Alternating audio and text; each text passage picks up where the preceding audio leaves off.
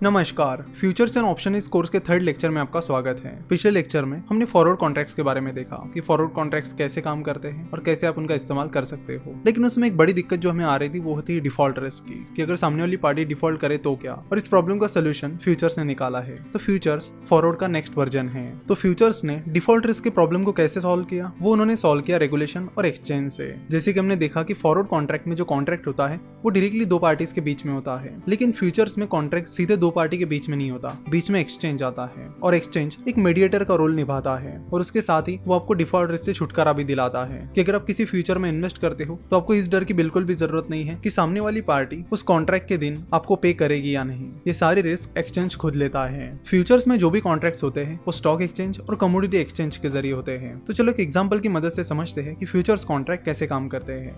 Gold की price फिलहाल 40,000 रुपए के करीब चल रही है और आपको लग रहा है कि आने वाले 2 महीनों में गोल्ड की प्राइस बढ़ने वाली है।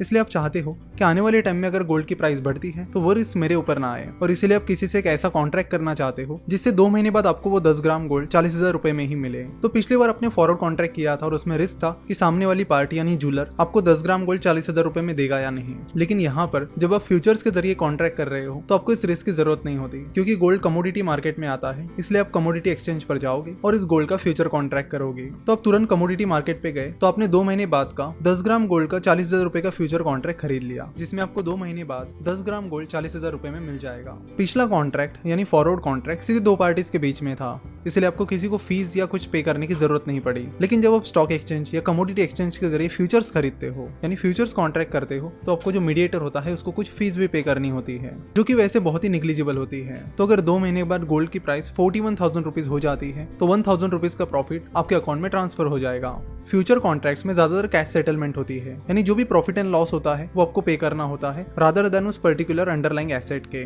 चलो तो देखते हैं कि फॉरवर्ड कॉन्ट्रैक्ट और फ्यूचर कॉन्ट्रैक्ट्स में मेन डिफरेंसेस क्या होते हैं। फॉरवर्ड कॉन्ट्रैक्ट रेगुलेटेड नहीं होता है, यानी उसमें कोई भी रेगुलेशन या मीडिएटर नहीं होता, वो डायरेक्टली दो पार्टीज के बीच में होता है। इसलिए अगर सामने वाली पार्टी डिफॉल्ट करती है तो उसका रिस्क आपको ही उठाना पड़ता है। वही फ्यूचर्स कॉन्ट्रैक्ट रेगुलेटेड होते हैं और डिफॉल्ट रिस्क की गारंटी एक्सचेंज लेता है, इसलिए आप पर डिफॉल्ट रिस्क आता ही नहीं। तो आप कह सकते हैं कि फ्यूचर्स में डिफॉल्ट रिस्क 0 रहता है। Forward contract completely customise contract होते हैं, यानी आप चाहे जैसा उन्हें कस्टमाइज कर सकते हो। जैसे कि हमने देखा कि जूलर और आप चाहे जैसा वो कॉन्ट्रैक्ट कर सकते हो। अगर आपको लगता है कि नहीं मुझे 10 ग्राम नहीं 5 ग्राम गोल्ड ही खरीदना है तो आप 5 ग्राम गोल्ड का भी फॉरवर्ड कॉन्ट्रैक्ट उनके साथ कर सकते हो।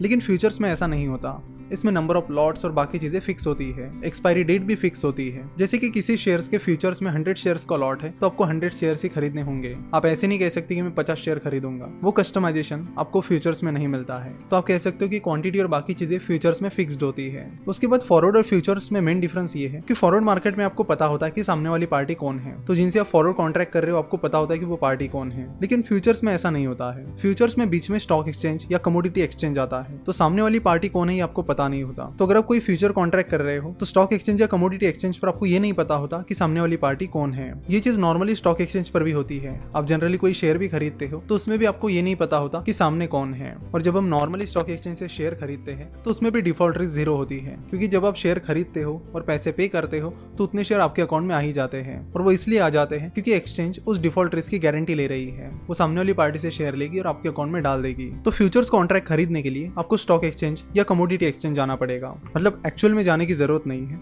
आप ऑनलाइन भी उनके जरिए खरीद सकते हो। स्टॉक एक्सचेंज में शेयर्स के फ्यूचर्स होते हैं, जैसे कि टीसीएस का शेयर है तो उसके फ्यूचर्स रहेंगे कि अगर आपको लगता है कि टीसीएस का शेयर 2 महीने बाद गिर सकता है तो आप किसी पर्टिकुलर प्राइस पर टीसीएस के फ्यूचर्स खरीद सकते हो और अपनी रिस्क को कम कर सकते हो। तो इस तरह शेयर्स के फ्यूचर्स कॉन्ट्रैक्ट स्टॉक एक्सचेंज पर मिलेंगे। वही जो कमोडिटीज होती है उनके फ्यूचर्स कॉन्ट्रैक्ट आपको कमोडिटी एक्सचेंज पर मिलेंगे। जैसे कि अगर आपको गोल्ड, सिल्वर या फिर आपको अदर कमोडिटीज जैसे कि शुगर, दाल एटसेट्रा इनके फ्यूचर्स खरीदने हैं तो वो आपको कमोडिटी एक्सचेंज पर मिलेंगे। इंडिया में MCX that is multi commodity exchange और NCDEX that is national commodity and derivatives exchange, ये 2 मेन कमोडिटी एक्सचेंजेस है।